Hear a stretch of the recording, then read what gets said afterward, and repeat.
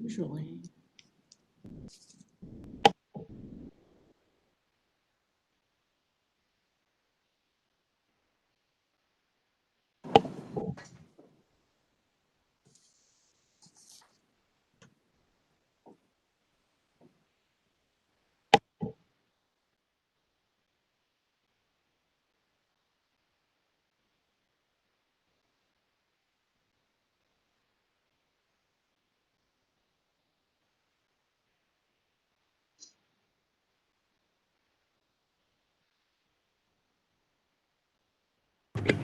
Commissioner Nolte, we are prepared in 3, 2, 1. Thank you very much. This is Presiding Commissioner Jerry Nolte. I'd like to welcome everyone to what would seem to be the last meeting of 2020. With that, I will call this meeting to order. Assistant Administrator, when you are prepared, please proceed with the invocation. Heavenly Father, we thank you for bringing us safely together again today and for seeing us through this year. We ask that your grace would continue to protect us and watch over us as we move into the new year. I pray these things in Jesus' name. Amen. With that, we will do the Pledge of Allegiance. I pledge allegiance to the flag of the United States of America and to the republic for which it stands, one nation, under God, indivisible, with liberty and justice for all. Thank you. With that, please call the roll. Commissioner Nolte, Here. Commissioner Ridgway, Here. Commissioner Owen.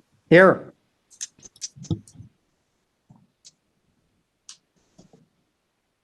That brings us to the approval of the agenda. Are there any additions, deletions, or any other alterations to our agenda as published? Commissioner Nolte, Gene Owen. I'd like to, let's see, we got to approve the agenda first, right? Or we do, yeah. I make a motion we approve the agenda. I make a motion we approve the agenda as printed.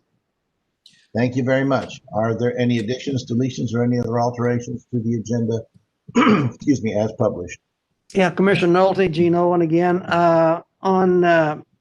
There's 20, 393, 2020, 396, and 2020, 397. We don't have any people to put on those boards, so I'd like to delete those off the agenda. Thank you. Commissioner Owen has made a motion to amend our agenda as published by removing 2020, 393, 396, and 397. Discussion. Commissioner Ridgway? There was 393 Yes. and 396 and 397. Okay. I understand the amendment now. Do you have any questions or comments before I go to Commissioner Owen to close? I don't have any questions. Commissioner Owen, you are recognized to close. Close. Please call the roll. Commissioner Owen, Yes. Commissioner Ridgway, Yes. Commissioner Nolte. Yes. That brings us back to approval of the agenda as published and as amended now. Are there any further amendments to be made or any further comments? Commissioner Ridgway? I have a question that may result in an amendment. It's my understanding that we may have a detail that needs to be discussed, at least in executive session, before the end of the year. As a result, I'm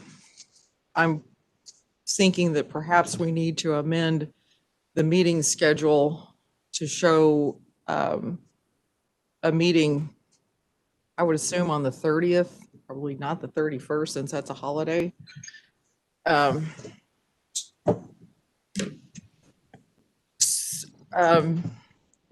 I suppose we can, I suppose we don't have to change that. I mean, if it becomes necessary, we can always notice up the meeting. But I think maybe I'll just leave it alone. If I might follow up with two comments. Firstly, I'm unaware of any contemplated executive session. Certainly, I would welcome any information prior to that. Counselor, since time would appear to be rather short, if we could forego me calling you up and asking you if you could just call me when you know something about this, that would, I think, shorten our timeline and allow me to have a little bit more time to understand what it is we're discussing. So if we could kind of forego the usual procedure, I would appreciate that. Is that okay? Sure. Thank you. Second thing is to make everyone aware for scheduling purposes for what Commissioner Ridgway had alluded to, the swearing-in ceremonies for new county officers will take place in the morning of December 30th, broadly between 9 a.m. and noon. So when there is some thought of scheduling that, if we could avoid those times, I think that would be helpful. That aside, I just wanted to certainly put that in there, so when the scheduling is being considered, that is taken into account. Good to know. Further Where's it discussion. going to be? Excuse me. I realize since you raised it, where's the swearing in going to be? Very well. The swearing-in ceremony will be at the Rooney Justice Center in what is referred to as the Bridge, which is the second floor kind of cafeteria type area, the Bridge being the walkway between the Rooney Justice Center and the Sheriff's Department. However, we are obviously under COVID-19 restrictions, and so we are trying to keep compliant with that, with those regulations and the number of persons who are allowed to be in there. So if you're going to be there for a particular elected official, or I should say newly elected official, it might not be a bad idea to check with them for times. To keep compliant with that, we are going to be doing individual swearing-in ceremonies starting at 9 and every half hour. So if someone is interested in a particular ceremony, you might want to get a hold of that particular official and find out when they're scheduled for, or contact me and I can give you the schedule. Thank you, Commissioner, for allowing me to have that moment. Further discussion on the agenda as amended. Seeing none, that was, I believe, Commissioner Owens' motion. Go to you to close. Close. Very well.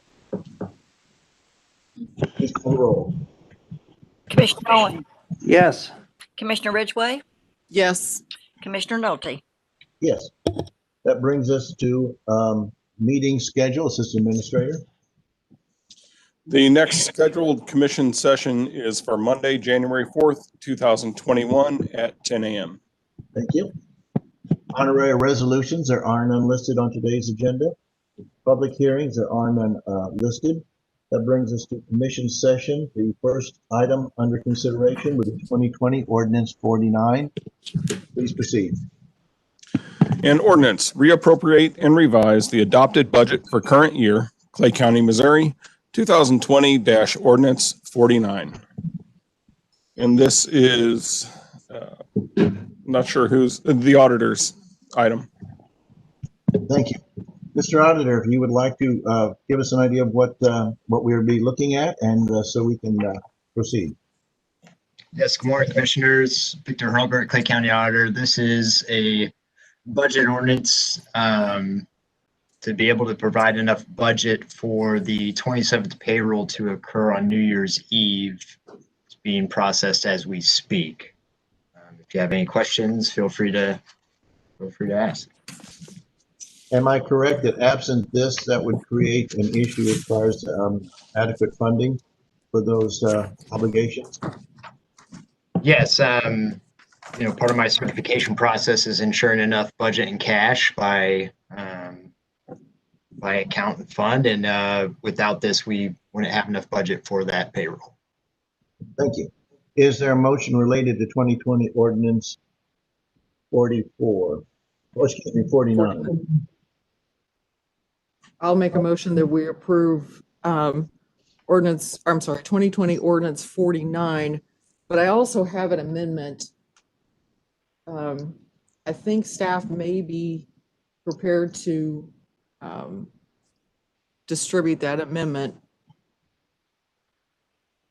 I need to recognize you for your motion, and I will go to you for your amendment. Very well. Commissioner Ridgway has made a motion for the approval of 2020 ordinance 49. Commissioner Ridgway. Have an amendment. And again, I believe staff is prepared to see to it that it's distributed. I can read it, it's short while it's in the process of being distributed. Am I correct with any staff that's listening that someone is prepared to be able to, oh, there it is, it's already on my screen. Commissioner, can you see that on your screen? I can. Unfortunately, when the cursor is moved in a drop-down menu, it blocks out part of the copy, so I've not had the opportunity to read it through in its entirety. Plus, it's a little small on my screen. I'll try to make it a bit bigger. Well, for the purposes of explaining it, it's just explaining in more detail to provide estimated budget. That's the same. And then there's an insertion for all full-time and part-time salary and hourly employees. So we're making sure that we're limiting it to full and part-time salary and hourly employees. Okay, then we go back to the original language. In all departments and offices of the county for the unbudgeted 27th payroll of the year, and then a new sentence to make sure that it's understood. Elected officials have received their duly authorized salary in full for 2020. Therefore, no further compensation will be made to elected officials in 2020. If there's any questions, I'm happy to do my best to answer them, but I think this just clarifies any potential issues having to do with elected officials that we have in fact received all of our salary for 2020 within the calendar year 2020, as duly authorized by the Salary Commission. Very well. Commissioner Ridgway has made a motion for the approval of amendment number 1 to 2020 ordinance 49. Discussion. Commissioner Ridgway, I think you've given us a pretty good summary of what is there. Mr. Auditor, could you give us your thoughts? This does not seem to alter any of the numbers or have any impact on the financial part of it that you would be obviously concerned about. No, I agree with the commissioner's additions there. I mean, that was the reason why we tabled. I think the last one, that was a big issue. So no, that sounds good. Appreciate it. Very good. Commissioner Owen. It clears everything up, so I'm ready to proceed. Very well. If there is any further discussion on the amendment before we go to a vote? Seeing none, please call the roll. Commissioner Ridgway, Yes. Commissioner Owen, Yeah. Commissioner Nolte. Yes. That brings us, excuse me, back to 2020 ordinance 49 as amended. Further discussion?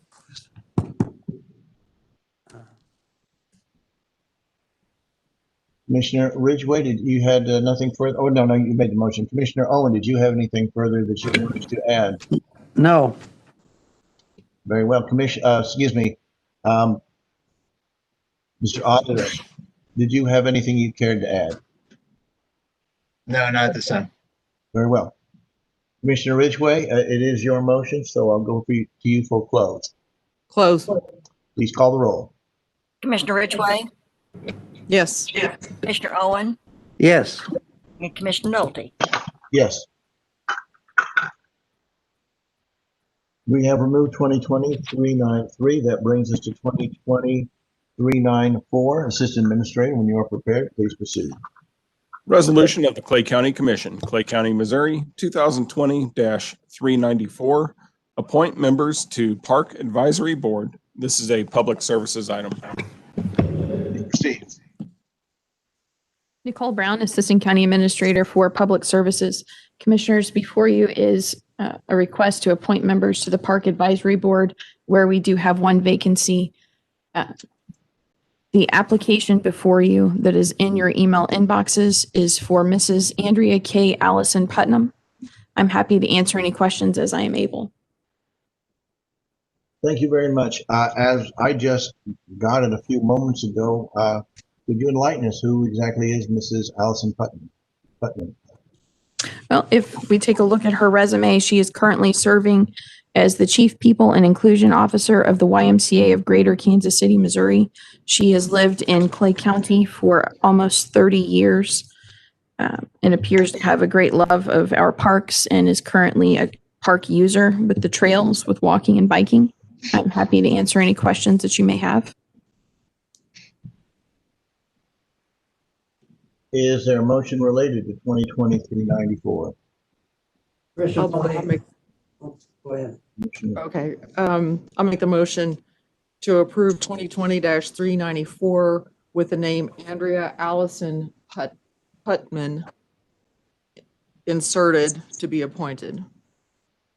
Thank you. Motion has been made for the approval of 2020-394 with the insertion of Andrea Allison Putnam inserted into that space. Discussion. What is the, is this a partially served term that is a vacancy, or is this a new term? I don't know that I have the, We currently have one vacancy on the board, Commissioner. It was Was a that- previously expired term. okay, that was my question, was whether or not this was an expired term or not. So this is an expired term? And what is the, what would be the amount of time for this particular appointment 4 years. for you? Further discussion? Commissioner Owen? No, I mean, it's we're just trying to appoint somebody that'll be appreciative to the park, so.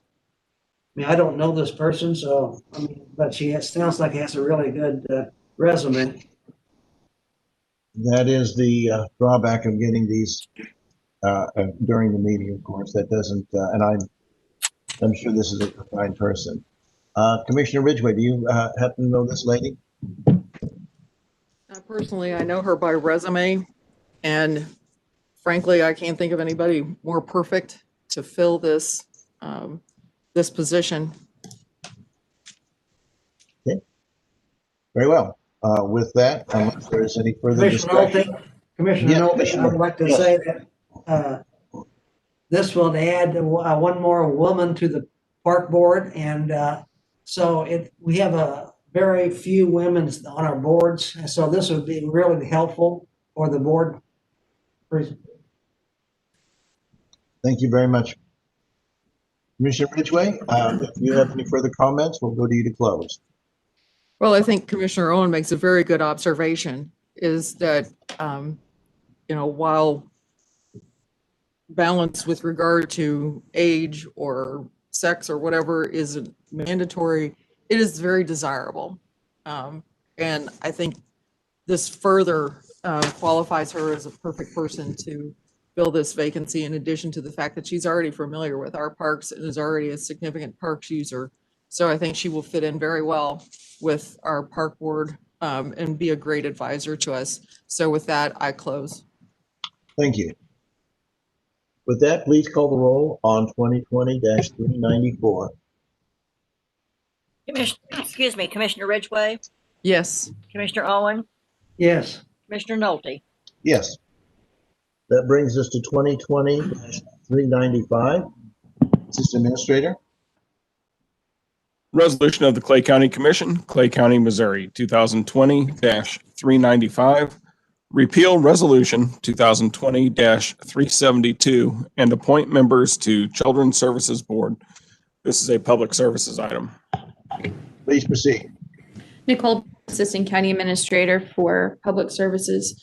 Commissioners, whenever we passed Resolution 2020-372 appointing Dr. Ashley Fields to the board, shortly thereafter, it was brought to my attention by Chairwoman Herman that Dr. Fields would not be eligible to serve as she's employed by North Kansas City Schools, which is a recipient of funds from the Children's Services Board. Knowing that, I would recommend that the commission repeal Resolution 220-372 and consider the appointment of the applicant before you, which is Mrs. Carrie Lynn Lonsdale. That concludes my remarks. I'm happy to answer questions as I am able. Thank you.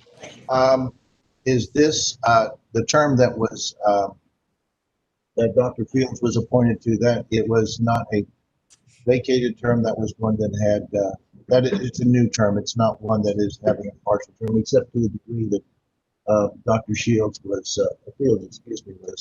appointed. So this would be a full term. You're cutting out a little bit. Could you Sure. tell me your question? Yeah. This appointment is for a full term, not a partial term. That's correct. And the duration of this term? 3 years. Thank you. Is there a motion related to 3395, excuse me? I can make the motion that we approve 2020-395 and appoint to the Children's Services Board Mrs. Terry Lynn Lonsdale. Thank you. I probably should have asked this a moment ago. Counselor, question? Do we need to do this in 2 steps or 1 step? What is your recommendation for us? Just so the record's clear, Commissioner, I would actually recommend that there be a motion to repeal the resolution adopted last week and then adopt the resolution with Ms. Lonsdale's name. So I think a 2-step process would actually be clearer. Well, Commissioner Ridgway, if you would not mind withdrawing your motion and doing as Councilor Pearson suggested, that might be a simpler way to go. I withdraw my motion and I make a motion instead that we repeal Resolution 2020-372. Motion has been made on 2020-395, repealing 2020-372. Discussion. Commissioner Owen?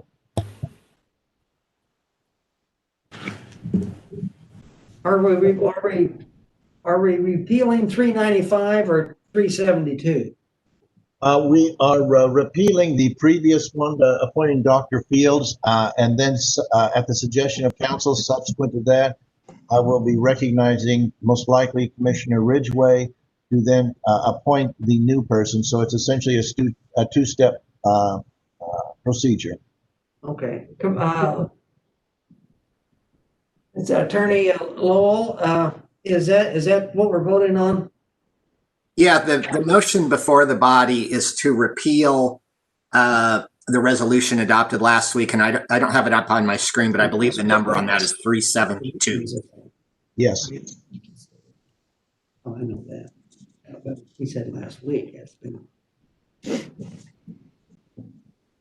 I have a question on. And I actually probably misspoke because I don't think that was adopted last week. It may have been a week or 2 ago. My memory is a little fuzzy on exactly when the body adopted 372. Perhaps ACA Brown or someone could inform us of that. I think that was appointed 4 weeks ago. Yeah, I think I misspoke, Commissioner Owen. Commissioner Owen, do you have any further questions? Would you like to inquire of the counselor or in general? No, I mean, I just knew it was passed several weeks ago, and I don't think that makes a difference when it was passed, but it was passed. So, but we just want to repeal that because she cannot serve on that board anymore. So that's all we're trying to do. That is correct. By the way, and perhaps staff knows this, has the doctor been informed of is she aware of the conflict and aware that, that we are going to need to remove her from the board? Yes. Very good.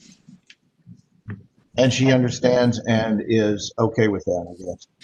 She is disappointed. Her resume greatly qualified her for that position, but she understands the conflict. Very good. Commissioner Ridgway, if you have any further questions or comments, then certainly you're welcome to go to close. I close. Thank you. Please call the roll on 2020-395. Commissioner Ridgway, Yes. Commissioner Nolte, or excuse me, Yes. Commissioner Owen, Yes. Commissioner Nolte. Yes. Okay, I now make a motion that we approve 2020-395 with the name Carrie Lynn Lonsdale inserted as the member to be appointed. Thank you. Counselor, is that does that wording comply with what you think we need to be doing? Yes, sir. Thank you. Commissioner Ridgway has made a motion to pass 2023-95, the insertion of Carrie Lonsdale. I believe I've got all the names in it. There was not a middle name in there. Discussion, Commissioner Ridgway. I think it's important to note that not only has Ms. Lonsdale lived in Clay County for 18 years, she's also an honorably discharged member of the U.S. Army, serving from 87 to 91. I believe we have at least one other veteran on the Children's Services Board. Again, I think it brings a good balance to the board. I think she will serve well, especially in her capacity as a military veteran, and a person who's obviously shown a lot of interest in Clay County from her long-term residency here. So with that, I support her nomination. Discussion, further discussion, Commissioner Owen? No, I'm good. Very good. With that, we'll go to Commissioner Ridgway to close. Close. Please call the roll. Commissioner Ridgway, Yes. Commissioner Owen, Yes. and Commissioner Nolte. Yes. Commissioner, I have some motions that I would like to make that would be appropriate at this time. What type of motions? Because we are, does this have to do with commission sessions? It does. Having voted on the prevailing side, I now move that the vote by which 2020-386 was adopted on Monday, December 21st, be reconsidered. And, well, first off, let me go to council. Council, is this compliant with Robert's rules and the rules of the chamber? Yes. Proceed, Commissioner Ridgway.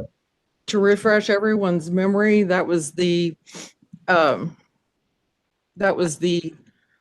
motion to appoint a person to the Airport Advisory Board. Just to let everyone know, I will be voting no on the motion to reconsider, but I restate my motion that because I have voted on the prevailing side, I move that 2020-386 be reconsidered. Okay, motion has been made to reconsider 386, which was a vote on appointing a member to the advisory board. Was that Mr. Crossley? Is that correct? If I remember? Commissioner? Who is the person? I'm sorry? I have to defer to Commissioner Owen until I can find my notes on that. You don't know who you're repealing. Okay. No, it's a reconsideration. It's not a repeal. Excuse me. Reconsidering. but you don't have the name. Commissioner Owen, do you happen to remember who that individual was? Yeah, there was two people. It was Dave Long and Todd Crosley. I see. I see my notes. Commissioner Owen, it matches, except I've written Bob Wright. If I recall correctly, and perhaps somebody can tell me, that was a unanimous vote?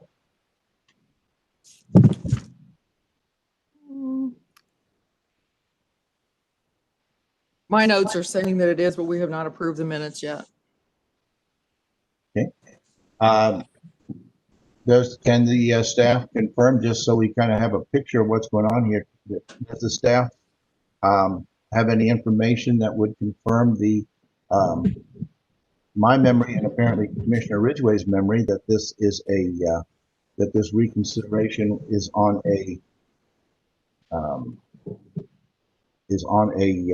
unanimous vote? If I could have just a moment, this is Assistant Administrator Brown. If I Sure. can have a moment to review our records, thank you.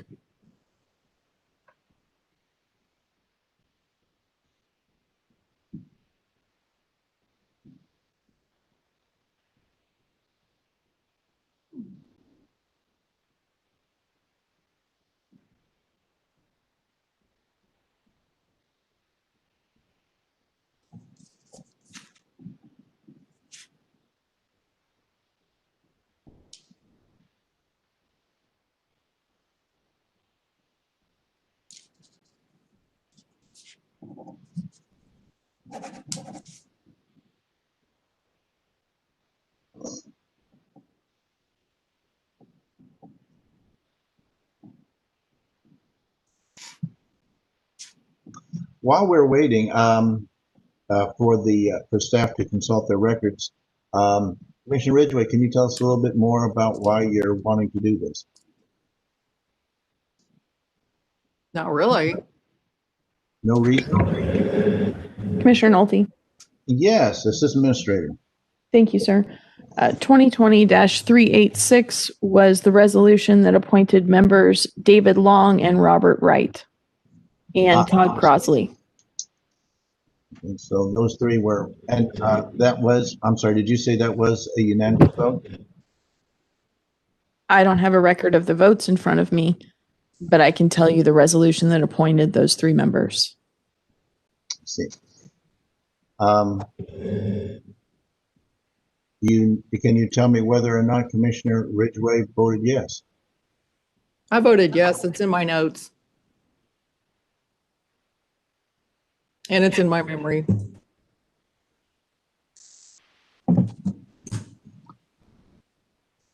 Counselor, Commissioner Nolte, yes, who's speaking?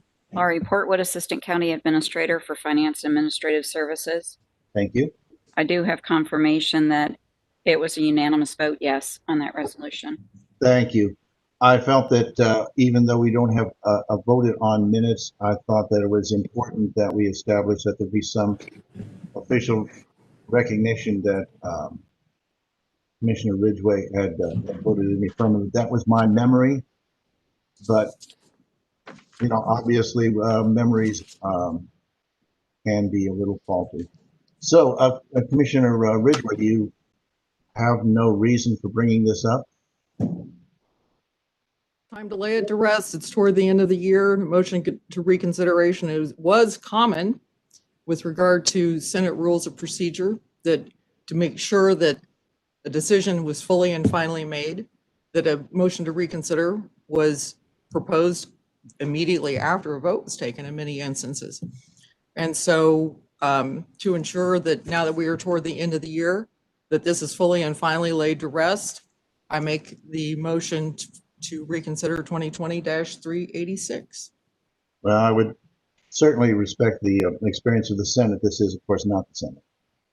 I've noticed that a lot. Having not had the benefit of experience in the Senate, except as a spectator, certainly your experience would trump mine when it comes to Jefferson City. Okay, Commissioner Owen, do you have anything? I'm a little baffled. That's okay, because I don't recall anybody having, yeah. Please, I'll go to you for your comments and thoughts if you'd like to express them. Well, anyway, I have been involved with the airport a long time, and I think that these three guys were, when we voted unanimously last week or the week before, I think these three guys were really good. So I don't think we need to. I will be voting no on this to redo this. So I that's all I personally, have. thank you, Commissioner. I personally think this is something of a waste of time. I think we have a short agenda today, but that I don't think means we need to necessarily hold on to this thing until the bitter end. One last question, Counselor. This was not on the agenda. Is that required to be on the agenda to be compliant with Sunshine Law? No, sir, it doesn't need to be. Very well. With that, unless there's any further question or comment, Commissioner Ridgway, I'll go to you to close.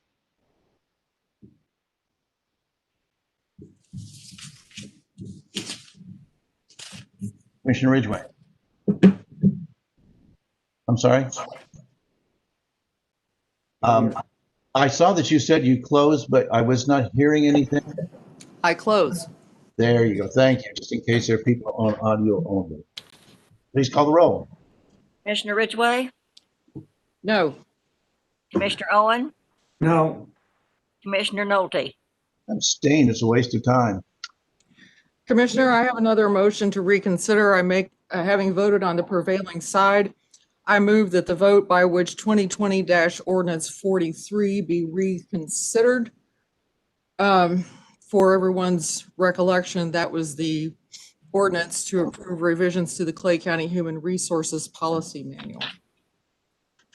Very well. Commissioner Ridgway has made a motion to reconsider, if that's the correct term, ordinance 2020, ordinance 43. Excuse me. Discussion? Sorry, Commissioner Ridgway, did you want to explain the motion? Same as before. It's time to lay this to rest. This was adopted originally, I'm sorry, it has not been revised since 2011. And it's time to fully and finally lay these revisions to rest. I'll be voting no, of course, on the motion to reconsider. I see. Okay, discussion, further discussion? Yeah, I had voted yes with the idea of voting, of reconsidering it later. Obviously, this is a parliamentary trick to forego that. It is unfortunate that there seems to be this effort to work around and to deprive the new incoming commission of their ability to set policy and in fact to dictate it, or for lame duck commissioners to dictate policy to the incoming commission. I think that's unfortunate, and I don't think this is really going to work. So we will just go from there. Commissioner Owen. No comment. Okay. Go to Commissioner Ridgway to close. Commissioner, these are parliamentary procedures that are well laid out in Robert's Rules of Order. There are no tricks. These are simply parliamentary procedures that are necessary because after years and years and years of work, as you may know, one of my primary goals was to make sure that our sorely outdated Human Resources Manual was updated. It has now been updated at expense. It now needs to be laid to rest. And at that point, we have made vast improvements for the protection of Clay County, for the protection of Clay County taxpayers with regard to this human resources policy. And as you stated last time, so blatantly, that you intended to vote yes, not because you had actually examined the policy, not because you had looked at it or thoroughly reviewed it with counsel to determine what was wrong with it, nor did you even try to amend it. You just said you were going to vote yes with the intention of just blowing all that work out of the water after January 1st, which is foolish and wasteful. If you have a policy reason that you have against an employee manual that has been carefully crafted by quality personnel and by quality counsel, then bring those things to bear. But don't just willy-nilly say you're going to blow it out of the water because there's going to be some new sheriff in town after the first of the year. This is a serious issue. Politics should not be played with it. It needs to be laid to rest. Therefore, I renew my motion on 2020 Ordinance 43, motion to reconsider. Please call the roll. Commissioner Ridgway, No. Commissioner Owen, No. Commissioner Nolte. Present. Do you have any? I now that make you a would like to motion that impose? we- Excuse me, I was going to recognize Commissioner Ridgway if she had any more, since she seemed to have a series. Commissioner Ridgway. Thank you. Having voted on the prevailing side, I move that the vote by which 2020 Ordinance 48 was adopted be reconsidered. For everyone's review, that is Chapter 90 Park Ordinances. Very well. Do you have any, would you like to present any further on that, or are you ready to go for discussion? Ready for discussion. Okay. Same argument as before. This is just a way to kind of forego the ability for the new commission to do anything. As to your comments, I received these. I think if I remember correctly, I received them after the notification for the meeting. So the amount of time to go through what amounts to about 68 pages, which also applies to our previous, which gives us a grand total of well over 180 pages of copy to consider in less than 24 hours, is nothing more than to say that then those should be considered and then voted on without any further consideration from there and cannot be brought up again sounds like Washington, D.C., quite honestly.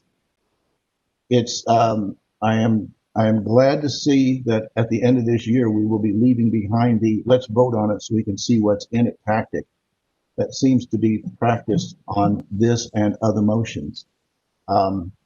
Further, we could banter back and forth on this, but I think anybody who's listening, anybody who knows what's going on and is paying attention understands exactly what's going on.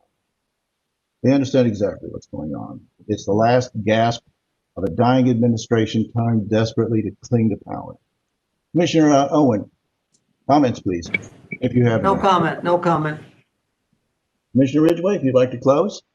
I would like to close, and I would like to close in saying, had you been at the table throughout the past 6 years, you would have had tremendous input into the park ordinances, but you were too busy saying no, no, no, and condemning me and Commissioner Owen. That has been your sole agenda, is to say no to Ridgway and Owen, no to Ridgway and Owen, and doing everything that you can to ensure somehow or the other that Ridgway and Owen are defeated to the detriment of the county that you took an oath to protect. You did nothing to be productive. You did nothing to come to the table to assist in seeing to it. And how many times did you vote on things in Jefferson City that contained hundreds of pages and you didn't read them, let alone understand them? This is a mere 60-some pages of things that you should have already been familiar with. You should have already been productive at the table, promoting something positive for change. But instead, all you wanted to do was scorched earth, destroy employees, destroy elected officials. That was your sole agenda. And I say shame on you. I renew my motion for reconsideration. Commissioner Ridgway has renewed her motion for consideration. Please call the roll. Commissioner Ridgway, No. Commissioner Owen, No. Commissioner Nolte. Present. Commissioner Ridgway, do you have anything further that you would like to make a motion related to? I do. Having voted on the prevailing side, I move that the vote, Commissioner Owen, or I'm sorry, Commissioner Nolte, I do recall that you have called me and Commissioner Owen down before for laughter and unseeming behavior. So perhaps you need to call yourself down. Can you control yourself, please? So, having voted on the prevailing side, I move that the vote by which 2020-ordinance 46 was adopted be reconsidered. That is the motion having to do the agenda of our commission. Very well. Ordinance 46. Commissioner Ridgway has made a motion for reconsideration on 2020 Ordinance 46. Discussion. Commissioner Ridgway? Same reasons as before. And for me, same reasons as before. Commissioner Owen, do you have any comment or questions that you'd like to weigh in on? No questions. All right. Please call, I'm sorry, Commissioner Ridgway, if you'd like to close, Close. please call the roll. Commissioner Ridgway, No. Commissioner Owen, No. Commissioner Nolte. Present. Commissioner Ridgway, what else do you have for us today? Having voted on the prevailing side, I move that the vote by which 2020-ordinance 47 was adopted be reconsidered. And Commissioner Nolte, this particular one has to do with not only the order of our agenda for commission session, but also has to do with evening meetings. Apparently, there was some lack of clarity as to which portions of that amendment that I proposed last time passed or did not pass. So after you restate the motion, I do have an amendment to, first, I think the proper order is to reconsider that ordinance. This is a rare one I am going to be voting yes on, to reconsider 2020-ordinance 47. Very well. Commissioner Ridgway has made a motion for, wait a minute, I've already done that. Okay. Okay, well, let's have discussion. So you've made the motion. I think I've recognized that when you're kind of coming at him with a lot here. Commissioner Ridgway has made the motion for the reconsideration of ordinance 47. Commissioner Owen, do you have any comments or thoughts?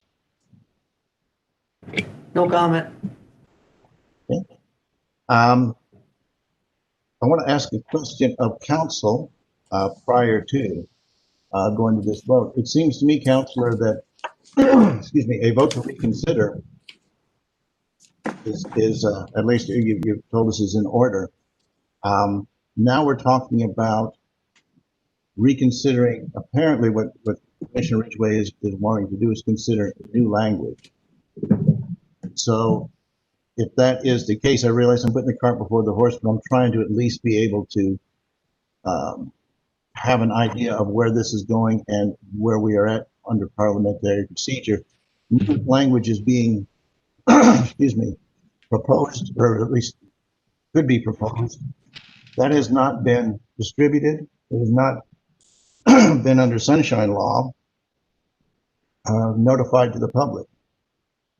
Is that does that pass muster? Is that compliant with the sunshine law? Since if we go through this route, if the next step is what I understand it to be, that we will be considering new language, how does that apply to sunshine law exactly?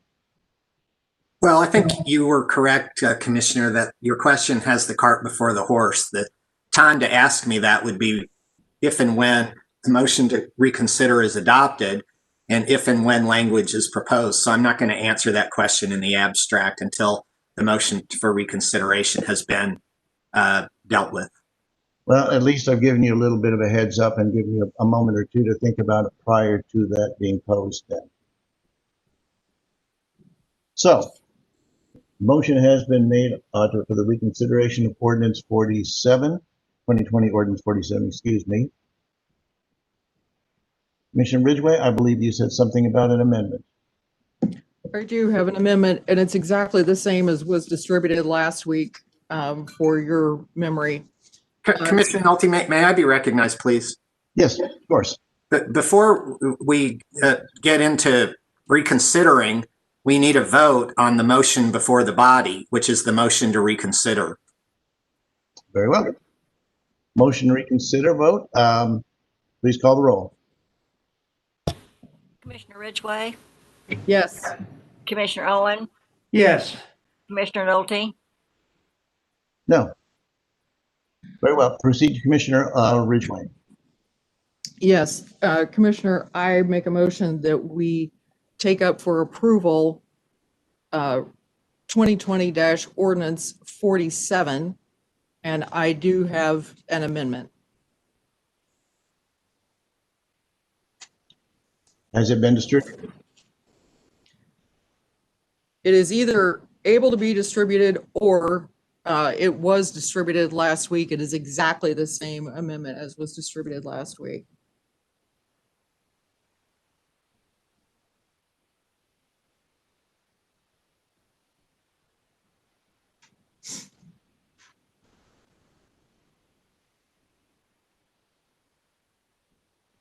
As I recall, the question was divided last week. Are you talking about the entire, are you talking about Amendment 1A or 1B, Commissioner? I have made no division this week. So although they were both distributed last week and there was a division last week, there is no division this week. I'm asking for the amendment that was distributed last week that is now on your screen be taken up in its entirety for passage.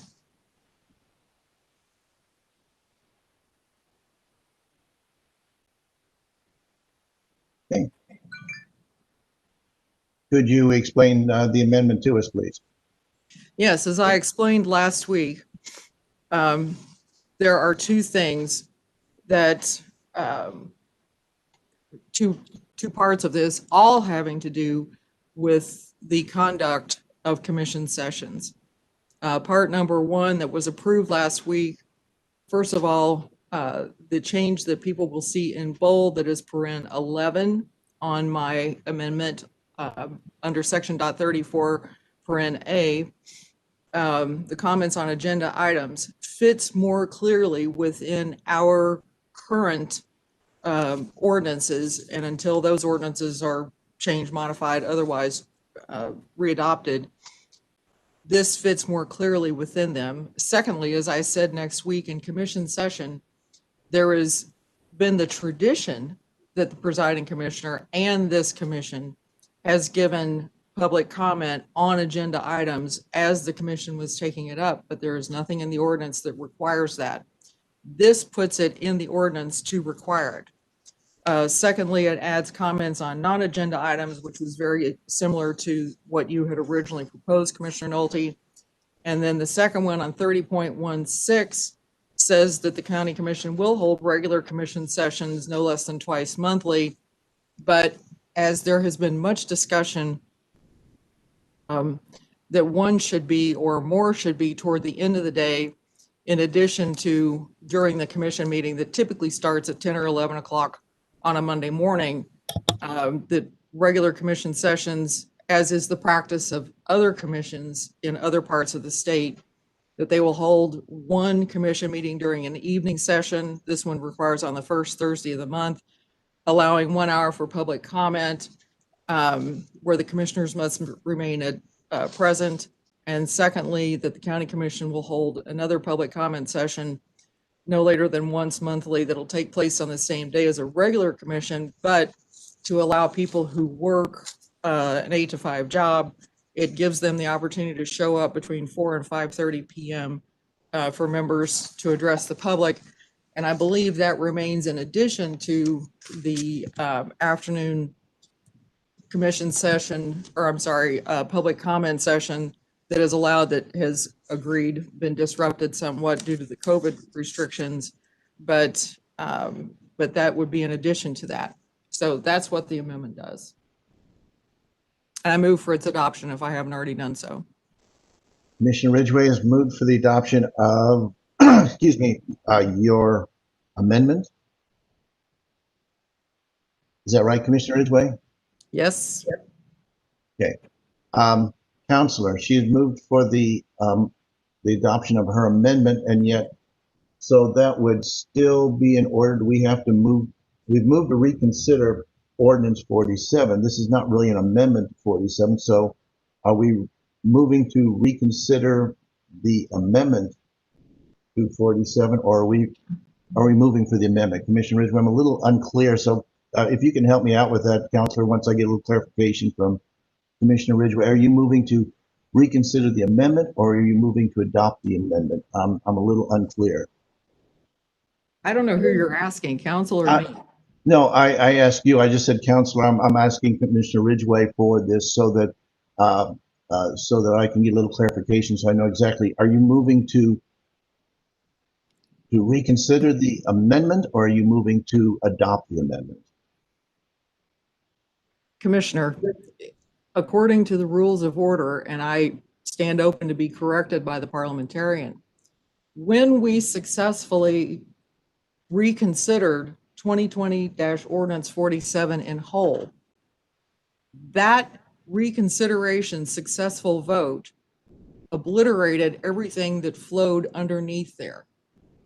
So we're back on 2020 ordinance 47. I moved to approve 2020. The second thing I did was move to approve 2020-ordinance-47. The third thing I did was move for an adoption of amendment number 1. And I believe that's the correct order of things, but again, I would have to defer to the parliamentarian to ensure that I have correctly stated that. Yeah, Mr. Counselor, because I understood the vote we just took was to reconsider ordinance 47, which of course had the amendments embedded in it. So I'm a little bit confused. Can you enlighten us a little bit on that? Because what I want to do is I want to go ahead and restate Commissioner Ridgway's motion. I just want to make sure that I've got it straight before I do my restatement of it. So there is, since the amendment was adopted onto 47, became part of 47, and so by reconsidering 47, we consider it as a whole, do we not? Well, I believe what happened last week is that the first page of amendment number 1, which we called 1A, was adopted. And the second page of amendment 1, which was called 1B, was not adopted. So it appears to me the intent of Commissioner Ridgway's motion is for all of amendment 1 to be adopted. And I believe that's what she's trying to accomplish. And if I understand her intent correctly, she has made the proper motion to do that, which is a motion to adopt amendment 1. Well, what confuses me, Counselor, is that amendment 1, having been adopted, becomes then part of the ordinance. And so at that point, it became 2020 ordinance 47 as adopted, or excuse me, as amended. And then we went to the second, which I thought had passed. I would want to get a refreshment of my memory from staff on that, but I thought 1B also passed. Did it not, Counselor, in your recollection, or? In my recollection, it did not. Okay. So when we reconsider ordinance 47, it is with the amendment number 1A included. Number 1B was not. So to reconsider, and then ordinance 47 was voted on and did pass. I'm assuming that Commissioner Ridgway voted in the majority on that one. So 1A is not really, it's already part of the ordinance that we're taking up. That's true. So really, if we're taking that up, I'm a little bit confused as to where it is we're going with this thing. What is the purpose then to now adopt 1B?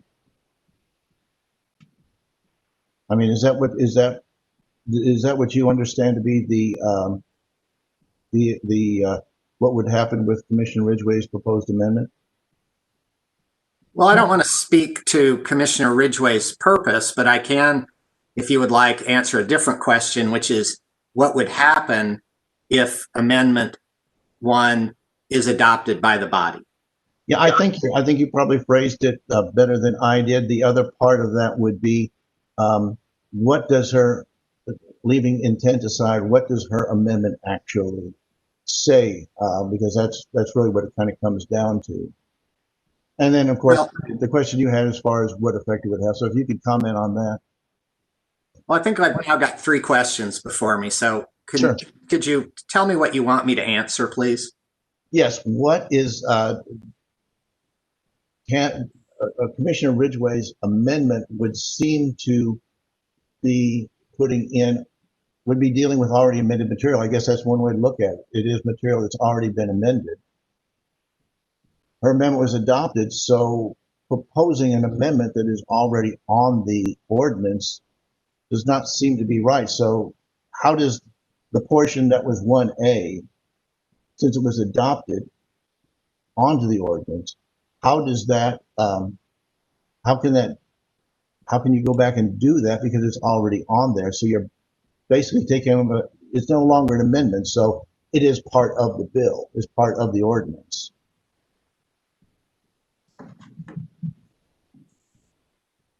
That was a comment and not a question. I need you to ask me a question. How is it that can Commissioner Ridgway amend something that is already embedded in the agenda, ordinance? So because 1A is in fact part of Ordinance 47, how can she then amend it when it's not amending anything? In other words, the language is already there. There is no amendment happening under 1A. I'm a little confused by that. So if 1A is in there and she proposes to amend with the material in 1A, apart from just not understanding the utility of it, there is no amendment there. So she's really talking about 1B. So how do you amend something when the language is identical to what is in the ordinance? You see what I mean? Well, I'm still not convinced that I have a question before me, but let me try to help. Sure. There is nothing unusual about a legislative body enacting the same language twice. In fact, it happens with some regularity in all legislative bodies.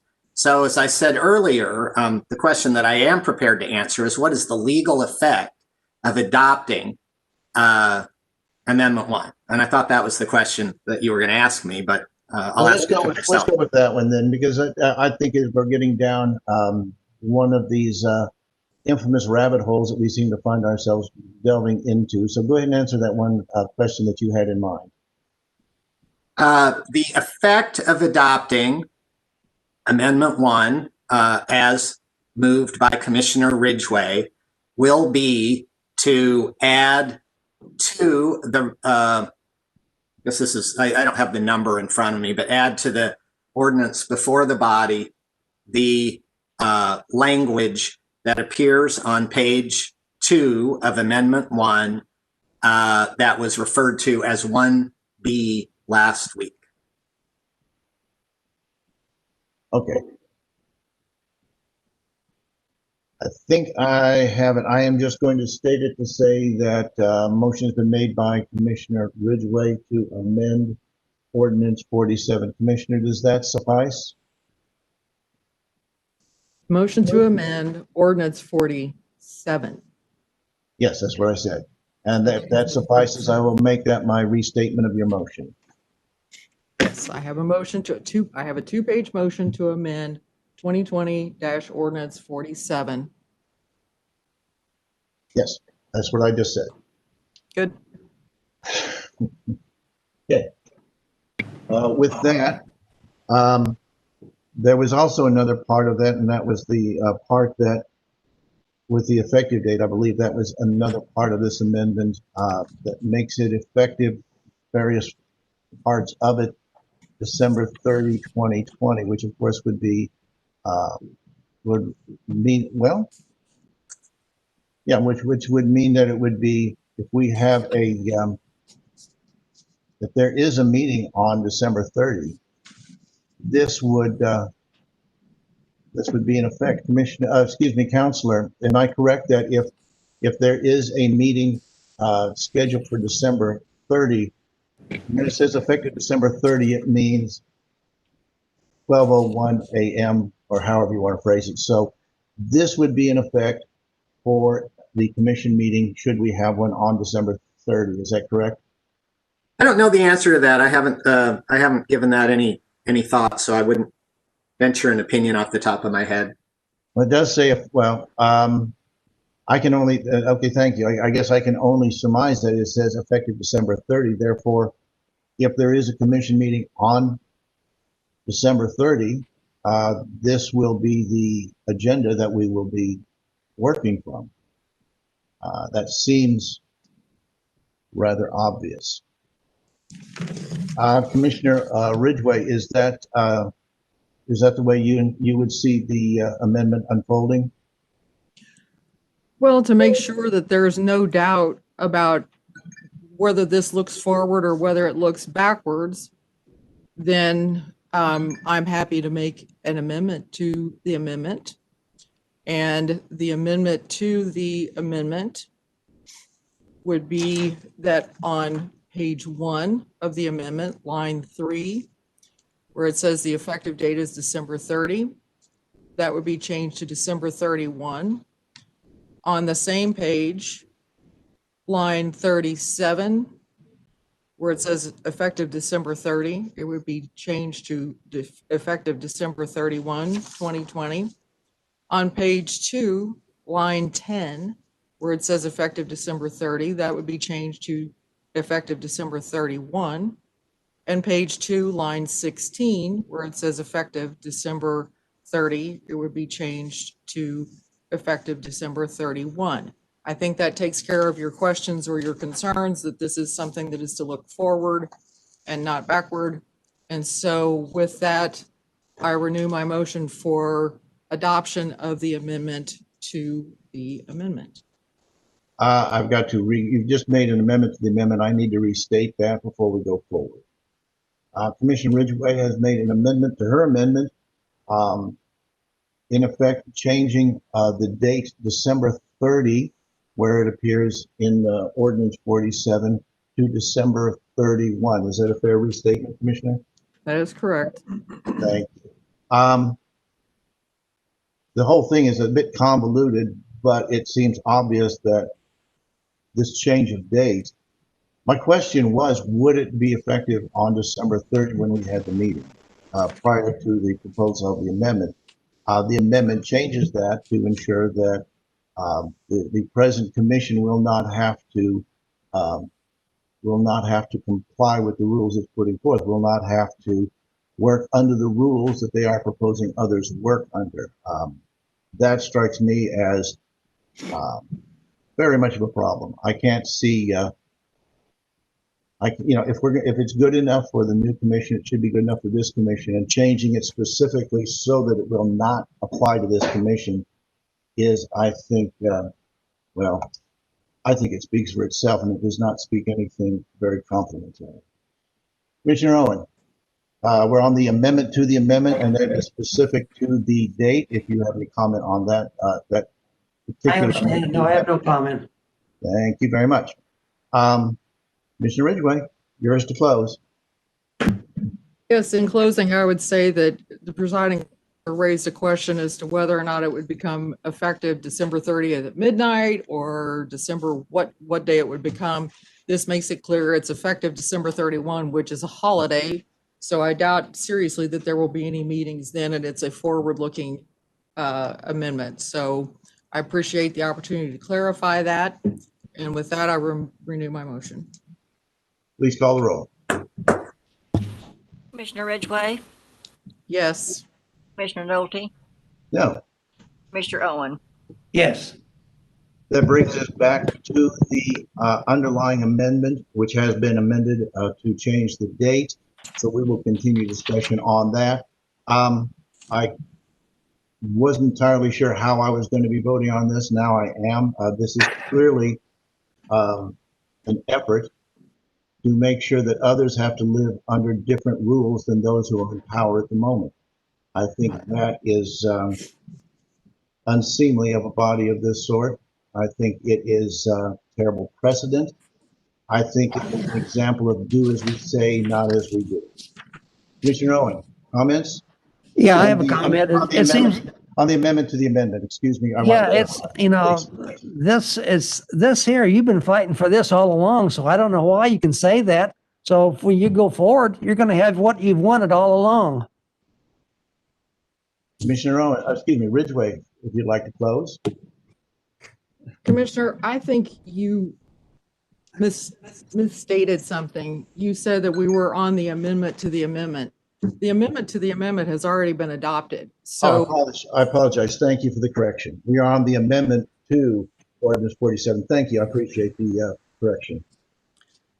okay, so I'm to close. Please do, yes.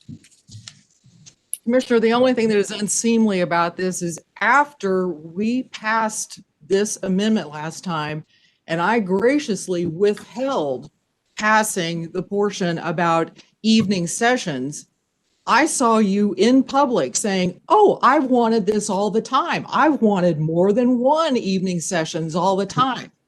After I had graciously withheld it to allow a future commission to make the decision about when they wanted to meet. Then I saw you blathering out there, basically condemning me and Commissioner Owen because we hadn't passed evening sessions. So as Commissioner Owen says, you are getting exactly what you have asked for. It has been carefully drawn. It's been properly taken care of. So just in case you don't have the votes that you seem to think you're going to have after January 1, we're ensuring that you are getting just exactly what you asked for. So with that, I close and I renew my motion on adoption of the amendment in full. Please call the roll. Commissioner Ridgway, Yes. Commissioner Owen, Yes. Commissioner Nolte. No. That brings us back to, did we have one vote left, Counselor? In this sequence? Yes, sir. You're now back to the original motion to adopt, that Commissioner Ridgway made to adopt the resolution. Thank you very much. I have one further motion with regard to that, Commissioner Owen, or no. Hold on a sec. Commissioner Ridgway, did you have anything else you would like to say? Please proceed. Yes, having voted on the prevailing side, I move that the vote by which 2020-ordinance 47 was adopted be reconsidered. And this one I will be voting no on. Commissioner Owen. No comment. And Mr. Counselor, will this conclude our odyssey related to ordinance 47? I'm not going to answer that question as asked. If you want to ask a legitimate question, I'll answer it, but I'm not going Are there any to further address the motions? editorializing of the question. Are there any further actions to be done on 47 as we have found ourselves on, as we are proceeding down this particular path? Will this conclude the sequence that Commissioner Ridgway, or will she need to make another motion in addition to this? I can't answer that. Commissioner Ridgway can make Very whatever well, thank she you. wants to. Commissioner Ridgway, I think you were recognized to close. Please close. Close. Please call the roll. Commissioner Ridgway, No. Commissioner Owen, No. Commissioner Nolte. No. Commissioner Ridgway, what do you have for us next? Having voted on the prevailing side, I move that the vote by which 2020-394 was adopted be reconsidered. For everyone's memory, that's the one that we just voted on with regard to the Park Advisory Board.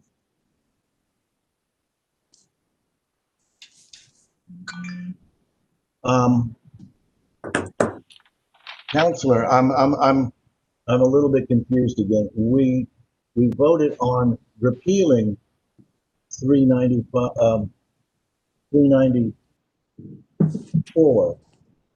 You're on the wrong one, Commissioner. You said 394. What number was it you said? 394, that's appointing members to the Park Advisory Board. Yes. Okay. That was, you're wanting to reconsider the one that we voted on just a few moments ago. I'm sorry, your volume's not on. I don't know why. we want to do Ask your that. question are. again. Yes, we voted earlier in this meeting on 394, and you would like to vote to reconsider 394. Am I correct? Yes, Okay. We Counselor, didn't put it. Counselor, is it, one of the things that I understood to be the case is you could vote to reconsider in the next meeting, the next meeting. I am not aware of any rules that would apply to the same meeting. What is the rule on that? Can someone vote to reconsider during the same meeting that the vote was taken? Yes, that motion is in order. Thank you. Okay, Commissioner Ridgway, please, let's have your motion again. my motion was, having voted on the prevailing side, I move that the vote by which 2020-394 was adopted be reconsidered. And to refresh people's memory, that was the motion to approve an appointment to the Park Advisory Board. And as I'd said before, I intend to vote no, but this is another manner of cleaning out the books toward the end of the year to make sure that all these are laid to rest.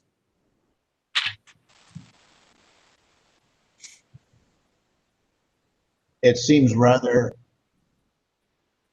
yeah, sure, whatever. Okay, a motion has been made to reconsider 394. Discussion. Waste of time, but what the heck, it's, we might as well. Commissioner Owen, do you have anything? No, All right. You're recognized to close, Commissioner. Close. Call the roll. Commissioner Ridgway, No. Commissioner Owen, no, Commissioner Nolte. No. Counselor, I have a question. In a motion to reconsider, is it possible, assuming that Commissioner Ridgway would like to go much further down the list, would it be possible in the interest of time for her to move to reconsider multiple issues, or do they have to be done individually? I'm sorry, I can't hear you. Obviously, Commissioner Ridgway can make whatever motion she wants, but my recommendation would be that they be made individually to avoid the additional step of considering a motion to divide the question. Thank you. Commissioner Ridgway, what else do you have for us?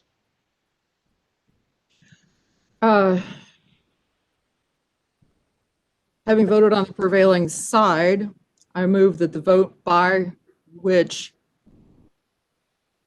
2020-372 repealing resolution 2020-372 was adopted be reconsidered.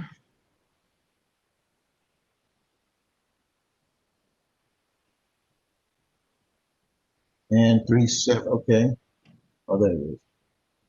Very well. And would you like to make any explanation on your motion? I think it's the same reasons as before. Okay. Commissioner Owen? no, I'm sorry, we're not voting. You have no comment or question? no comment, no comment. Thank you. Just wanted to clarify. Waste of time, but we seem to be on that road. So Commissioner Ridgway, if you'd like to close, Close. please call the roll. Commissioner Ridgway, No. Commissioner Owen, No, Commissioner Nolte. Nope. Do we have anything else, Commissioner Ridgway? I have one more. Having voted on the prevailing side, I move that the vote by which 2020-395 was adopted be reconsidered. That is, to refresh the memories, appoint a member to the Children's Services Board. Commissioner Nolte, Yes, Commissioner Owen. Hold on, I need to restate her motion, then I'll go to you. Commissioner Ridgway has made a motion to reconsider 395. 385. 395, I have the correct number, do I not? I believe I do. Discussion, Commissioner Ridgway, is it okay if I go to Commissioner Owen? I'd like to go to the maker of the amendment first, but if you're okay with that, yes, Commissioner Owen. I would like to ask Commissioner Ridgway if that is correct number. I believe that number is 385. Commissioner, Could we ask Luann Portwood if that 2023-85 was the Children's Services appointment on 12/21/20?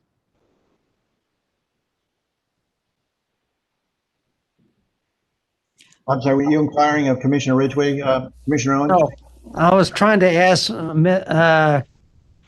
Miss Portwood if she could check the number if that 2020 was it 385 or 395 for the appointment of the Children's Services on 12/21/20.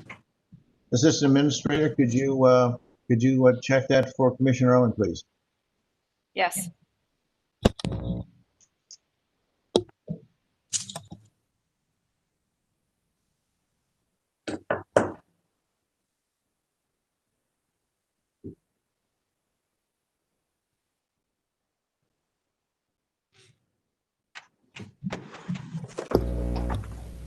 Laurie Portwood, Assistant County Administrator for Finance Administrative Services. The number on that is 2023-85. That is the one that was passed on 12/21, am I correct? For clarification's sake, we have two.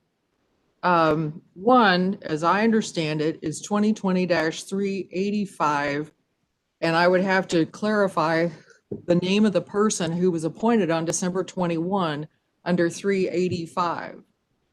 Can I ask Commissioner Ridgway, because I may have accidentally restated, I thought that you were wanting to reconsider 395. I thought that's what you said. Am I mistaken? Is what we're talking about reconsider 395 or 85? Well, we have to get our numbers correct, and that Yes. will require staff's input on it. There was an appointment of 2020-385 to appoint members to the Children's Services Board on December 21, 2020. On this week's agenda, we have 2020-395, which contained two portions. One, which was to repeal resolution number 2020-372.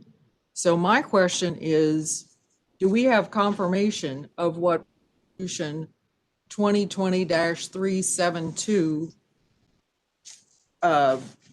was? Because on December 21, the first thing that I have on the agenda was 375. Before we, because you'd made the motion, and I thought, and like I said, I may have restated it incorrectly. I thought you had made the motion to reconsider 395. Before we get too far into this thing, I need to make sure that we have the motion as you're wanting to make it. So I guess I'm asking for clarification on the motion you just made. Are you moving for 395, 385, or is there a different one? Like I said, I apologize if I got it the number incorrect. They are a little bit similar, so I guess that's part of it. So can you tell me what the motion is that you're trying to make for reconsideration on which ordinance or resolution? I think we can avoid a lot of confusion here if we stand at ease for just a moment so that I can get some clarification from staff, because we did resolution 2020-372, and that is when Dr. Ashley Fields was appointed on December 7th to the Children's Services Board. However, in addition to that, I see on Monday, December 21, Resolution 2020-385, appoint members to the Children's Services Board.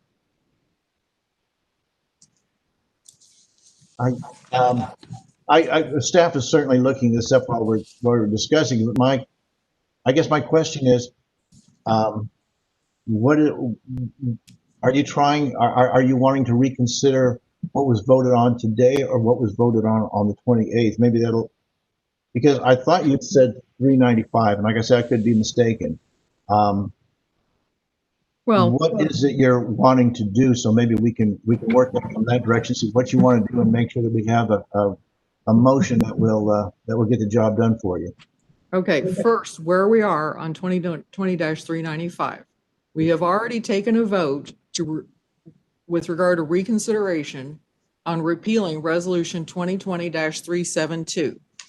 I have found in my notes that it is correct that 2020-372 was the Children's Services Board resolution to appoint Dr. Ashley Fields. She was not able to serve pursuant to the statutory terms. Okay, so we have laid the repealing to rest. We've already had our vote on that. So now we go back to 2020-395, which is the resolution to approve and insert the name of Carrie Lynn Lonsdale. That is 2020-395 that we just approved today. And what I can do to cover all of our bases on this, because I believe there's only one appointment to be made to the Children's Services Board, I will withdraw my motion to reconsider 2020-395. Yeah. And I will state in lieu thereof that having voted on the prevailing side, I move that the vote by which Resolution 2020-395 and Resolution 2020-385 was adopted be reconsidered. Okay. Counselor, is it, you had said that you thought it was not advisable for us to reconsider two separate votes, but you didn't weigh in on whether or not it was consistent with parliamentary procedure and it was in keeping with the rules that we are governed by. I think we need to ask the question now. I can separate them if that's the preference. That's fine. I'm just trying to make sure we have a motion that is parliamentarily sound. If you want to separate them out, Commissioner Ridgway, that's fine. I'm just trying to make sure when I restate these questions, I'm doing it correctly and that we are moving along as we're supposed to, consistent with parliamentary law. So if you want to withdraw that and give it a third shot, sure, go right ahead. I will withdraw that. I'm going to go back to the original motion that I made on 2020-395. And I will say that having voted on the prevailing side, I move that the vote by which 2020-395 was adopted be reconsidered. Okay. Motion has been made for the reconsideration of 2020-395. Is that, have I got that right, Commissioner Ridgway? Right. Thank you. Discussion, and I think Commissioner Owen had something. I think that might have been part of where the confusion started with. I think he referred to 385. So with the clarification, we're talking about 395, which we voted on some moments ago. Commissioner Owen, do you have any thoughts or comments you'd like to make? No comment. Okay. Commissioner Ridgway, go right ahead. You recognize the close. Close. Call the roll. Commissioner Ridgway, No. Commissioner Owen, No. Commissioner Nolte, Nope. Commissioner Ridgway, I believe you may have another motion in mind. Having voted on the prevailing side, I move that the vote by which 2020-385 was adopted be reconsidered. That was 385, correct? Correct. And that was Excuse me, go ahead. For clarification, that was an appointment to the is an appointment to the Children's Services Board, and it's the reappointment of Pastor Francine and Mr. Ed O'Haron. Motion has been made for reconsideration of 385. Discussion. Commissioner Ridgway, for clarification, I believe that was, and I think it's been mentioned, but just to keep the, since they have similar numbers, 385 was voted on 12/21. Is that correct? That is correct. Thank you. Commissioner Owen, do you have any questions or comments? No comment. Okay. Commissioner Ridgway, you are recognized to close. Close. Please call the roll. Commissioner Ridgway, No. Commissioner Owen, No. Commissioner Nolte, Nope. Any more, Commissioner Ridgway? I think that's all that's on my list. Wow, very good indeed. That brings us to discussion items. I would make note that I think this meeting has been noticed to conclude at 1 o'clock. My time right now is 12:37. I say that just so we are all cognizant of the time element involved. Having come to the conclusion of our commission session, that brings us to discussion items. First on the agenda is CARES update, and it's a public services item. Please proceed. Yes, Nicole Brown, Assistant County Administrator for Public Services. Commissioners, this morning I sent you the two requests from our local hospitals. One is from the CEO of North Kansas City Hospital. The second is from the CEO of Liberty Hospital related to CARES funding. I did want to bring those to your attention, given the discussion that we had this week. A more specific ask was requested of North Kansas City Hospital. That is attached to the email that is in your inbox. And also unsolicited, we received the request from Liberty Hospital. That concludes my remarks. I'm happy to answer any questions or follow any consensus of the commission. Thank you, Assistant Administrator. You said that you received unsolicited from Liberty. Was the request from North Kansas City Hospital solicited? Yes, following the consensus of the commission to get a more specific request from North Kansas City Hospital during the last meeting. And I realize that this is something that is literally breaking news, and that is there's legislation I think the president has signed that impacts CARES Act funding. I guess, like I say, it's fairly breaking. Also, that has yet to go through the state, and the state take action on it. Do you have any? Did you see anything in there that would impact this discussion that caught your eye, that is on your radar, or anyone else on staff that we should be thinking about? Commissioner Nolte, if I may, please. Yes. I believe that the commission would be prudent to receive some comments from our county auditor, Victor Hurlbert, on this subject. That would be great. Thank you for the suggestion. Mr. Auditor, if you would like to proceed, I think you're on mute. There you go. Yeah, so as you stated there, the recent stimulus bill was signed by the president last night, making it enacted. Part of that in Title 10 amends the Section 601D3 of the Social Security Act and basically amended the deadline for incurred costs from December 30, 2020 to December 31st, 2021. The state has to take action, as you said, because they are the direct recipients and gave the counties money, except for those counties with over 500,000 and cities. So per discussions with the state treasurer's office, that state has to make that same extension in kind and we would recertify. But that's something I think commission should be aware of as far as what we do with these funds. The question I need to find out, and we're awaiting more guidance, is what budget does that fall under? As far as hospitals, it's a little different story with private sector. But is it still 2020 budget or 2021 budget then?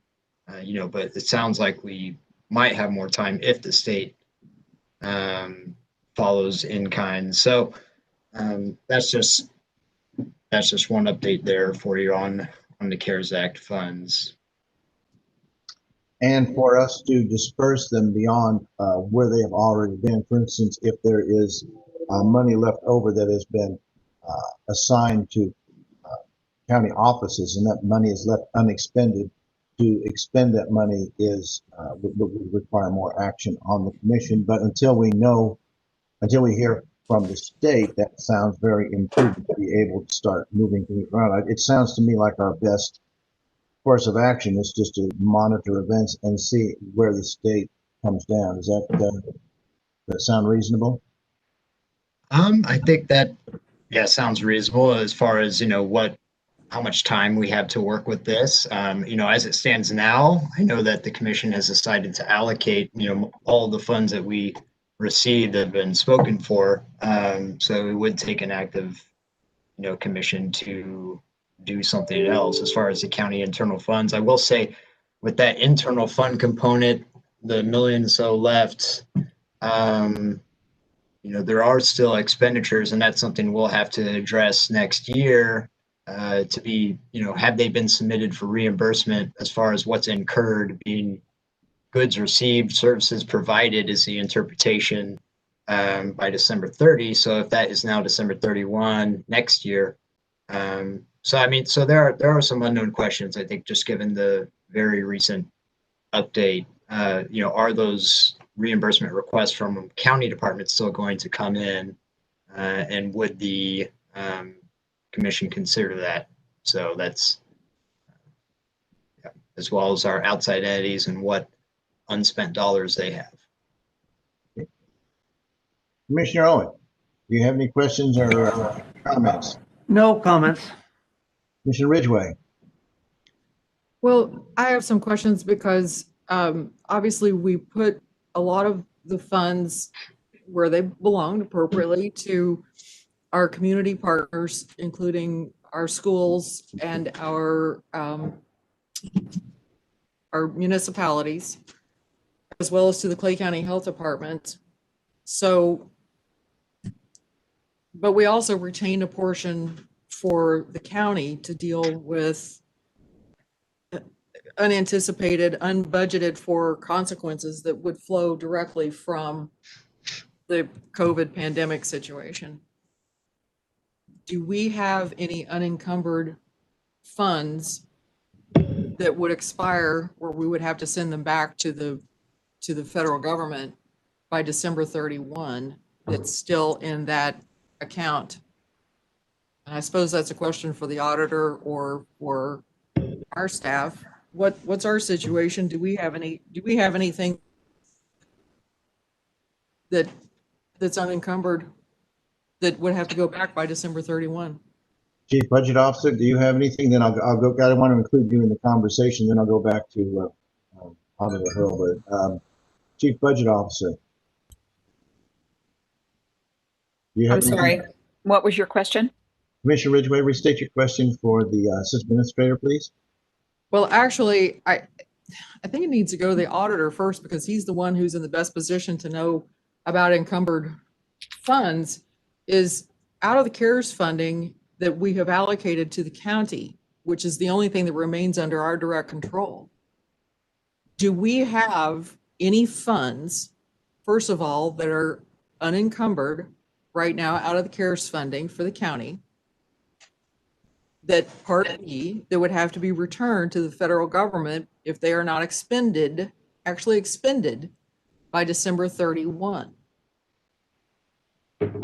So, Commissioner, I would say to that question, and we certainly have a lot of unspent dollars from what has been allocated to departments, but I will say as far as the encumbrance processes for the county, we've set it up where we reimburse departments and funds as they spend it and have proof of it meeting the CARES Act eligibility. So if there is an encumbrance up until our last run of purchase orders or encumbrances on New Year's Eve at noon is our last one. And if those are all the way approved, then that could, in theory, encumber more funds that would be eligible under the CARES Act for reimbursement back into 2020 budget. But right now, I would venture to say that we're not going to encumber all of that. I doubt that we have enough that's eligible, frankly. So, But I guess I'm asking you an impossible question then, because I'm asking you to look into a crystal ball and determine whether or not we're going to have encumbrances fly in at the last minute. And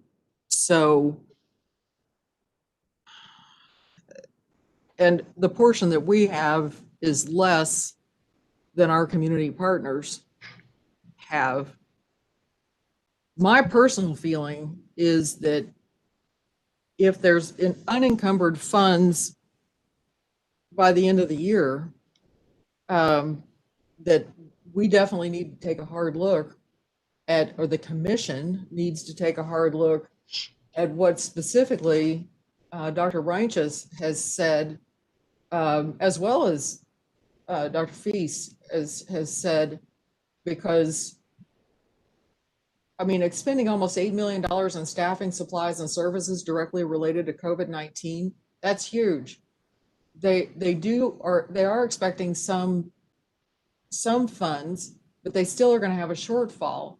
And I've talked to some hospitals and hospital staff myself, in addition to hearing from Mr. Feast and Dr. Reinches. And to catch up from the shutdown, most of the time they were spending 16-hour days, 24/7, trying to catch up with the backlog in what were not emergent situations, but were certainly necessary situations. Obviously, everyone knows that the whole situation with regard to women and men who suffer from breast cancer situations is very close to my heart. And now we're finding that suddenly there's been, some sort of a drop in the diagnosis with regard to breast cancer. Well, that's not because cancer went away. It's because the pandemic shutdowns.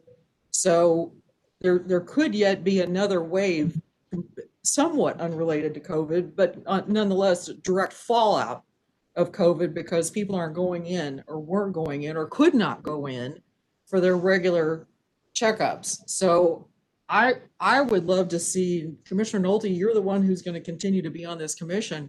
I would love to see some direction from this commission that expresses support, I believe from all three of us, that the hospitals be able to receive whatever funding may be available to them through the county, through community partners, through whatever sources.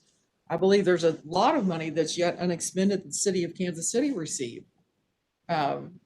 So I suppose I would be asking for commission consensus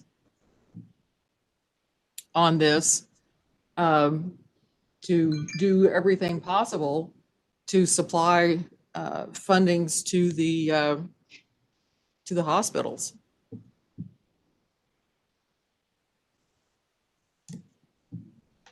And maybe the assistant county administrators would like to weigh in on this to give us more definitive view. But I mean, I'm very sympathetic with what the hospitals have to say. But I also realize that people are counting on us for the funds to be spent in the way that we had indicated that they would be.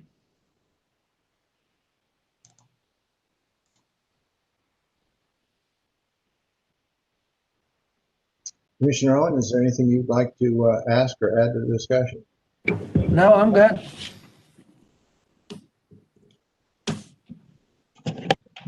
Mr. Auditor, is there anything you'd like to conclude with? I realize it's what we're talking about is an unknowable number, because we really don't have, we won't know until, as you say, until December 31st, as far as what it is we're exactly looking at, much less from those other entities that have been recipients of the money through the county. Yeah, I would say we need more guidance, I think, from the state of what they want. I mean, there really isn't even a return date that I'm aware of. There is an end date that was initially December 30th, but then that is now December 31st, 2021. If the state approves that, have we fully utilized it as a county? That's a question we could ask. There are a number of, further guidance that came out in the summer that said that even there might be some payroll costs that don't directly relate to COVID that could apply, law enforcement in particular. So I don't know if we have, from what I've seen in my desk, I mean, we've been very conservative in our use. We've made sure it strictly meets the guidelines, which is good. I'm pleased with that from the county side. So that's how I see it. By the way, I do want to mention that we mentioned specifically North Kansas City and Liberty hospitals. That does not mean to exclude Excelsior Springs or any of the other Clay County hospitals, or even some of the other institutions like the health centers, the county health centers. I think if we find ourselves with additional funds to allocate, I think it's important that we not solicit just one institution, but that we try to have a broader view of it. So I think that's something that we will have to consider, and it's going to be difficult to really approach it intelligently until, as the auditor has said, that we have more information both on the rules and, for that matter, also on the amount of money. So I think that's well stated, and I think it is something that needs to be taken under consideration by the incoming commission. Further Commissioner discussion? Nolte. Yes. Was that Assistant Administrator Brown? Yes, sir. May I be recognized for a question? Please go right ahead. Do you have a message that you would like for me to convey on behalf of the commission to the hospitals that have inquired of the county?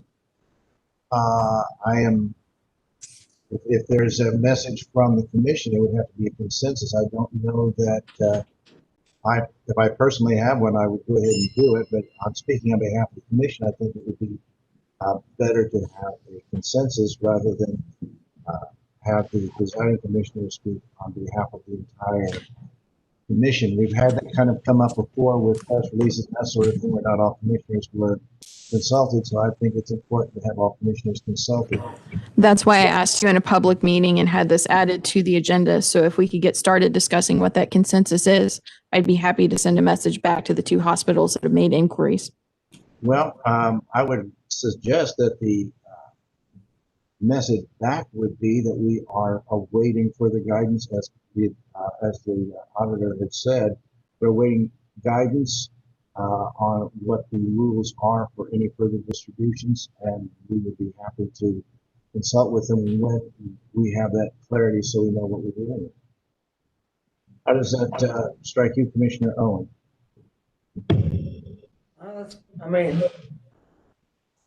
The whole thing is that if we can give money to the hospitals who need it, I would be in favor of that. But, that'd probably be up to the next commission. Well, also, as the auditors pointed out, we do need to have more guidance from the state government, certainly. While the federal government, we're still trying to figure out what it is that they exactly passed. The state government is who we are answerable to on that. Is that not correct, Mr. Auditor? Yes, that's who we would return the money to. Because we got it from the state. So we need to hear from the state as far as what as far as what the rules of the road are from their point of view. So we have to hear from them before we can really make any commitments, although we're certainly interested in making sure the money goes where it will do the most good. I'd say that's fair. Yeah. Commissioner Ridgway. Is this going to be the face of the new commission leadership that you won't take a stand? I mean, really, there has to be a stand. Are you for generally getting the hospitals the funding that they have requested within the bounds of the law? Or are you not? I mean, I haven't even seen you ask for any commission consensus. You just keep punting. So do you have ask for commission consensus?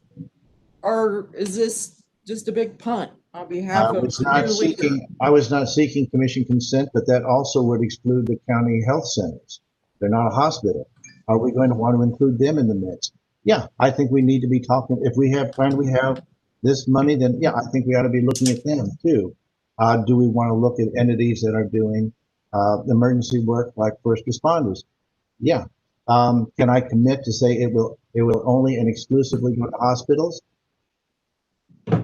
That's going to be a decision for the commission. It's going to depend on where the need is. So, you know, you can characterize it and cast aspersions as you wish, Commissioner. Just do as you will. Well, it wasn't asking you to commit. I'm just asking you to at least give consensus or seek consensus. I'm not going to do it for you. Your term to step up. Are you seeking commission consensus that to the extent it is lawfully available, that hospitals will be a priority fund for you? No, I am not seeking consensus. Okay, you answered the question. No, you're not seeking consensus. I'm Okay. sorry, Commissioner Ridgway. This is not a court where you get to say, no, you've answered the question and cut off comments. My answer was, no, I was not seeking that. I was asked by staff if they wanted to. And I said, if I wanted to say something, and I said, no, I think it has to come up with a consensus of the commission if we're going to do anything. I didn't say we should or shouldn't. I just said it's not my place as an individual. So, any further discussion, I would note that it is 2 minutes before 1 o'clock. Are there any other comments before we move on to the second item under discussion? None. That moves us on to discussion item number 2, employee appreciation, and that would come from the administration. Whoever has that should proceed.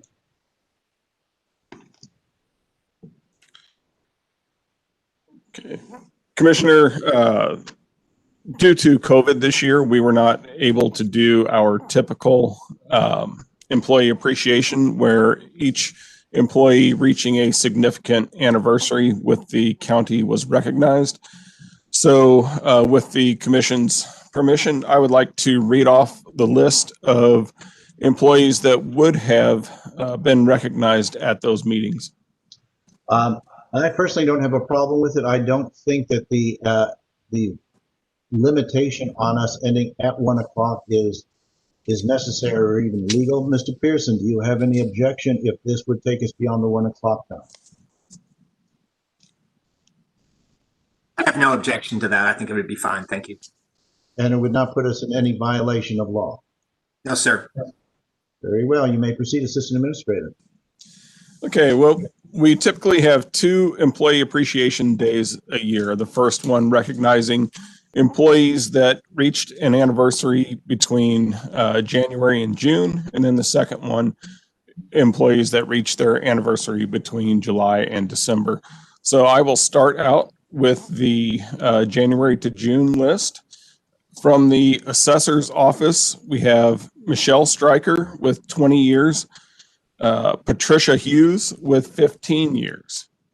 From public service, we have Johnny Zucklin with 35 years, Dean Wilson with 15 years, John Davis with 10 years. From finance and administration, we have Ethel Kittredge, 20 years. From the public administrator's office, Kenna Ishmael with 15 years. From the treasurer's office, Dawn Yurkovich with 5 years. From the prosecutor's office, Sabrina Creasy with 25 years. Ellen Greenberg Jacobs with 20 years. Mark Slocum with 20 years. Emily Crawford with 5 years. Mary Crawford with 5 years. From the Director of Juvenile Court Services, Bonita Cooperage with 30 years. Colby Elliott, 5 years. Kyle Dewey Chinoff, 5 years. Michael Harding with 5 years. Ashley Zugelter with 5 years. From Facilities, James Atkins, 15 years. Terry Nickerson, 10 years. From the Sheriff's Department, John Teal, 30 years. Amanda Cole, 25 years. Jeffrey Schoonover, 25 years. Shannon Crawford, 20 years. Gary Blackwell, 10 years. Amy Davis, 10 years. Robin Dickey, 5 years. Shannon King, 5 years. And from administration, Laurie Portwood, 15 years. All right, I will move on to the second group of July through December of 2020. Alexandra, this is from the assessor's office. Alexandra Berry, 5 years. The collector's office, Barbara Peck, 5 years. Public services, Melissa Moeller, 5 years. Nikki Thorne, 5 years. John Hewitt, 15 years. From the Recorder of Deeds office, Rose Baxter, 20 years. Sandra Brock, 20 years. Melinda Metcalf, 20 years. From Finance and Administrative Services, Roxanne Pistol, 5 years. From the Prosecuting Attorney, Dieta Jacobs, 5 years. Lisa Kane, 10 years. Amanda Elliott, 10 years. From the Director of Juvenile Court Services, Janet Dixon, 5 years. Jamie Hample, 5 years. Amanda Reeves, 5 years. Susan Barnes, 10 years. Connie Bell, 20 years. From Facilities, Nick Ogle, 5 years. Stephen Tabor, 5 years. Victor Ivy, 10 years. From the Sheriff's Department, Josh Doss, 5 years. Guy McCauley, 5 years. James Nordyke, 5 years. James Swindle, 5 years. Toby Bell, 10 years. Emery Choplin, 10 years. Joshua Brown, 15 years. Tyler Edwards, 15 years. Lisa Vetto, 15 years. Kevin Bennett, 15 years. David Ramirez, 15 years. Zachary Gibb, 20 years. Amanda Probst, 20 years. Christopher Townsend, 20 years. Heather Wood, 20 years. Amy Agderian, 25 years. Deborah Porter, 25 years. And from JIS, Eric Schwann, 20 years. And that concludes the list.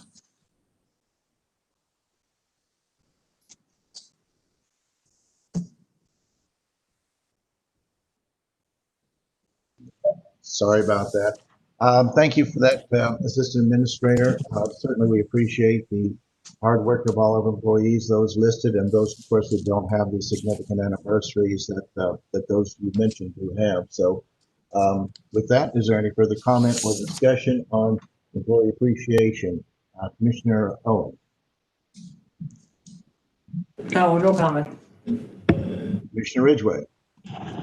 I just want to add my thanks to those people who have faithfully served Clay County in many ways that oftentimes they may think go unnoticed, but we do notice, and we appreciate very much their service. Thank you. With that will end our discussion items. I'm going to zip through these last few really quickly. Approval of minutes of previous sessions. There are none listed. Written reports, are there any written reports to be submitted to the commission? Not at this time. Thank you. Executive session, there are none listed. That brings us to recess and adjournment. With that, we are adjourned. Thank you very much. Let's see, mute.